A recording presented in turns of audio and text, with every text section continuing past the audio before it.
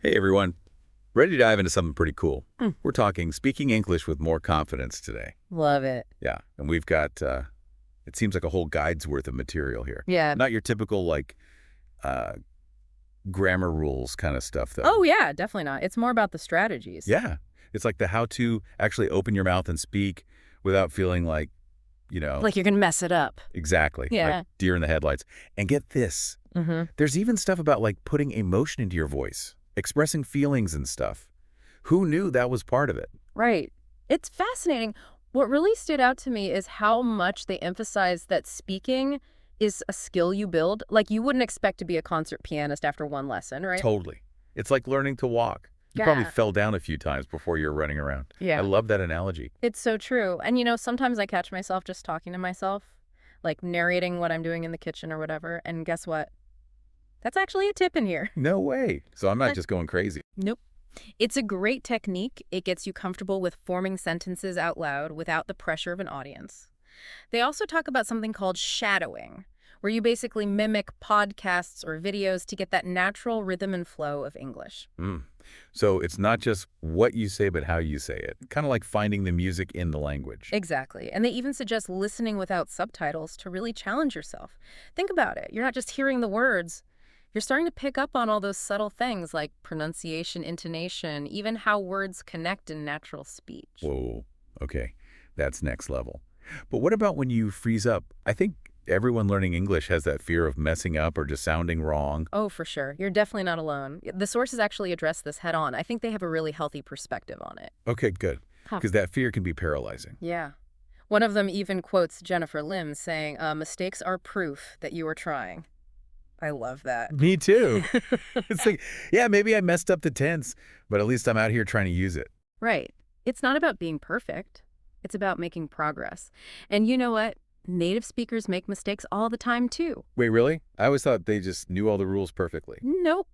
Not at all. What they do emphasize, though, is the importance of creating a supportive environment for yourself, where you feel comfortable experimenting and making those mistakes. So starting small is key. Yeah. Maybe chat with a friend who's also learning, or find an online language partner.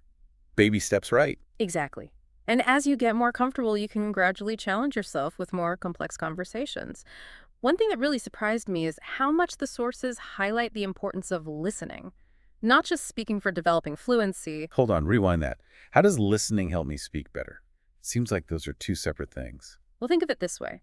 When you listen to native speakers, you're absorbing all the natural rhythms and patterns of the language. You're subconsciously picking up on how they pronounce things, the intonation, how words connect in real speech. So it's like I'm training my ear to hear the music of English, and then that helps me play the music myself when I speak. I like that. That's a great analogy. And it goes beyond just podcasts or music. They recommend immersing yourself in different types of English. Movies, TV shows, even casual conversations. Right, like you're not going to learn slang or everyday expressions from a textbook. Exactly. And hearing different accents will give you a better feel for the diversity of the language, too. That makes total sense. Okay, so we've tackled the fear factor and the listening thing, but what about the beast that is English vocabulary? It can feel so overwhelming sometimes. Tell me about it. But one source actually says you don't need to learn every word in the dictionary. What a relief. So where do we start? The key takeaway is learning in context, not just memorizing lists. Think about it. If you learn the word vegetarian in isolation, just a random word, but if you learn it in the sentence, excuse me, do you have any vegetarian options? It suddenly becomes a tool you can actually use. Right. It's not just knowing the word, it's knowing how to actually use it in a real situation. Exactly. And the sources are big on active use. Every time you learn a new word, try to use it in a conversation that same day. It might feel a bit forced at first, but that's how you make it stick. So don't just write it down in your notebook. Actually try to use it out loud, Yeah. even if it's just talking to yourself. Exactly. And that brings us to another important point, finding ways to make practice fun and sustainable. You've got to keep that momentum going. Okay, confession time. I've started and abandoned my fair share of language learning apps. How do I actually stick with it this time? Well, the sources really emphasize consistency. They suggest finding a time that works for you, whether it's 10 minutes in the morning or 30 minutes before bed, and making it a habit. Treat it like brushing your teeth. Do it every day, even if it's just for a short time. And I like that they emphasize setting achievable goals. Don't try to become fluent overnight. Start with small, manageable steps and build from there. Absolutely.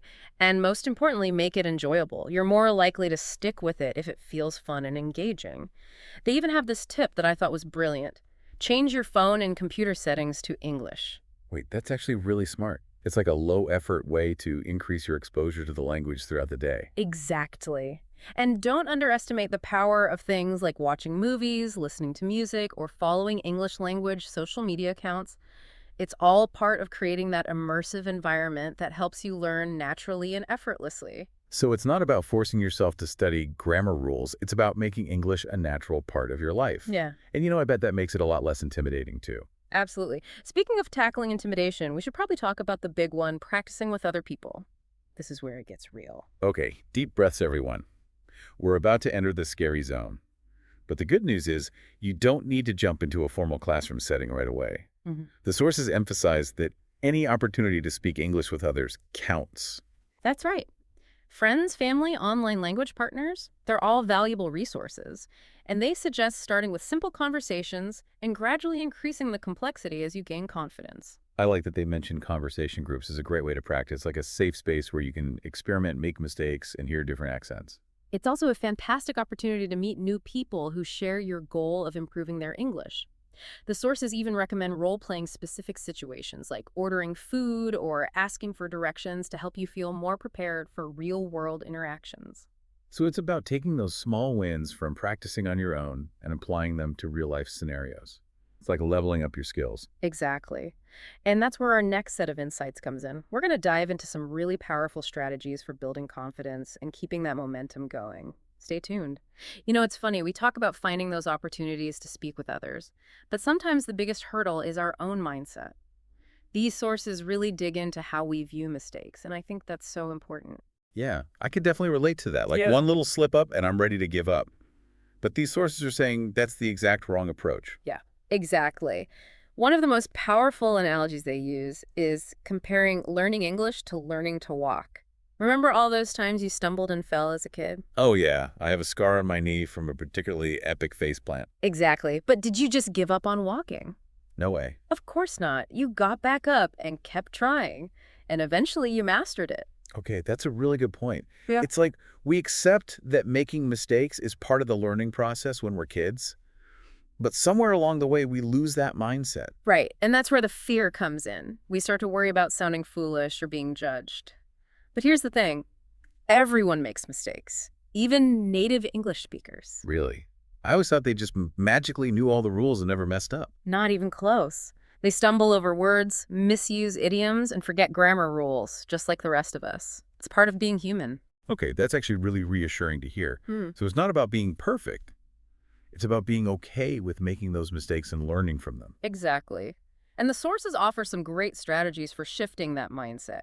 One that really resonated with me is this. Instead of saying, I made a mistake, try saying, I'm learning. Whoa. That's a really subtle but powerful shift. It reframes the experience from something negative to something positive. Right. It's about embracing mistakes as opportunities for growth. And remember, you don't have to go from zero to fluency overnight. The sources emphasize the importance of starting small and gradually building your confidence. So maybe instead of jumping into a heated debate in English, I start by ordering my coffee in English Yeah, or asking a store clerk where something is. exactly. Those small interactions are valuable stepping stones, and they're less likely to trigger that overwhelming fear. Speaking of building blocks, let's go back to vocabulary for a second. We touched on this earlier, but these sources have some really insightful tips on how to approach learning new words. I'm all ears. Because honestly, I feel like I've tried every vocabulary building app under the sun, and I still struggle to remember half the words I learn. What's interesting is that these sources don't really advocate for rote memorization or flashcard drills. They're all about learning words in context. Wait, so you're saying ditch the flashcards and just start reading novels? Not quite. It's more about understanding how words function in real sentences and situations. They give this example that I think is really helpful. Instead of just learning the word food, learn it within the sentence, I'm hungry, I want some food. Okay, that makes sense. It's like I'm not just memorizing a word. I'm learning how to actually use it in a sentence. Exactly. It helps you create those neural connections that make the words stick, and they emphasize the importance of active recall. So after you learn a new word or phrase, try to incorporate it into a conversation that same day. Even if it feels a bit awkward or forced at first. Exactly. The more you use it, the more natural it will become. And that brings us to another key point. Finding ways to make vocabulary practice engaging and fun. You're much more likely to stick with it if you enjoy the process. Okay, any specific recommendations? Because let's be honest, staring at vocabulary lists isn't exactly my idea of a good time. Well, they suggest things like reading books or articles on topics you're genuinely interested in. If you're passionate about cooking, for example, why not read a cookbook in English? Or watch cooking shows in English. Or follow English-speaking chefs on social media. I love that. It's like learning vocabulary without even realizing you're learning.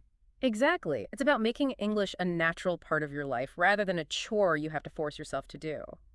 You Yeah. know, I'm noticing a theme here, this idea of finding ways to make English a natural part of your daily life. Totally. It's like instead of treating it like a separate subject you study, you're weaving it into the fabric of your everyday experiences. And that's where those small, consistent actions really add up. Remember that tip about changing your phone or computer settings to English?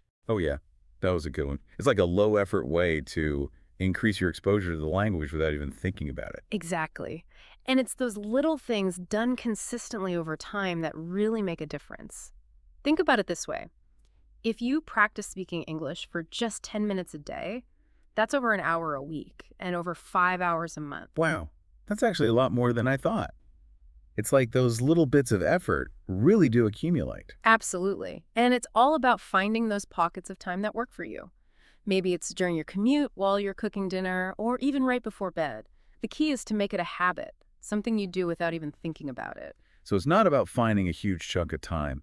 It's about integrating English into your existing routines. Mm. And I like that they emphasize that practice should be enjoyable. If it feels like a chore, you're less likely to stick with it. Exactly. And that's where finding activities you genuinely enjoy comes in. Whether it's watching movies, listening to music, reading books, or even playing video games, make sure it's something you actually look forward to doing. So it's not about forcing yourself to study grammar textbooks. It's about finding ways to have fun with English. And you know what? I bet that makes it a lot less intimidating too. Absolutely. Speaking of tackling intimidation, we need to talk about the big one. Practicing with other people. Okay, deep breaths, everyone. We're about to enter the scary zone. But the good news is, these sources offer some incredibly reassuring and practical advice on how to make that leap from practicing alone to speaking with others. Okay. Lay it on me. What are the secrets to making that jump? Well, first things first. Don't expect perfection right out of the gate. Yeah, that's a good reminder. The sources really emphasize that even those small everyday interactions make a difference. Okay, like what? Like ordering your coffee in English, asking for directions, chatting with the cashier. Those little things. Yeah, those are good. I can do that. Exactly. It's like dipping your toes in the water before diving into the deep end. Baby steps to fluency. I like that.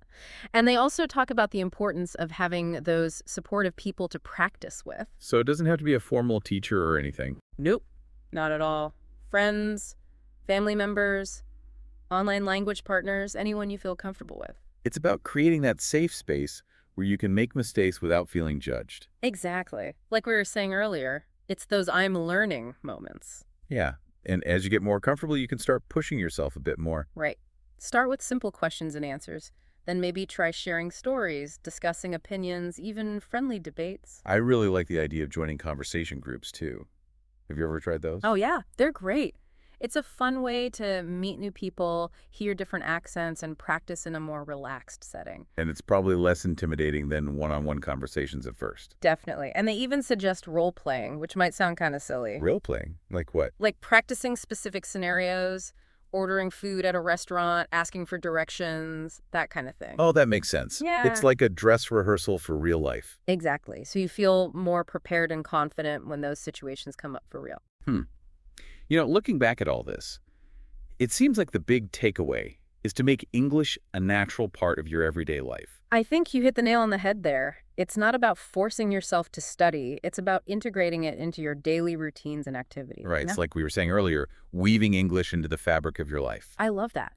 And you know, it's really stood out to me is how much the sources emphasize the human connection side of things. Oh, yeah, it's not just about grammar and vocabulary. It's Mhm. about using English to connect with others. Exactly. It's about building relationships, sharing experiences, expanding your world. That's beautiful. So it's like English becomes this bridge that connects you to so much more.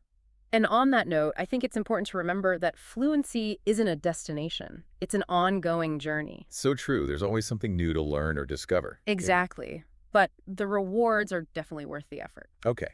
So for everyone listening out there, don't be afraid to make mistakes. Celebrate the small wins and keep practicing. And most importantly, have fun with it. I think that's the best advice of all. This has been such a great deep dive. I feel so much more confident already. Me too. And I hope our listeners feel the same way. Remember, every conversation is a chance to learn to grow and to connect with the world in a whole new way. What a fantastic thought. Thanks for joining me on this adventure. Until next time, keep speaking, keep exploring, and keep embracing the amazing journey of learning English.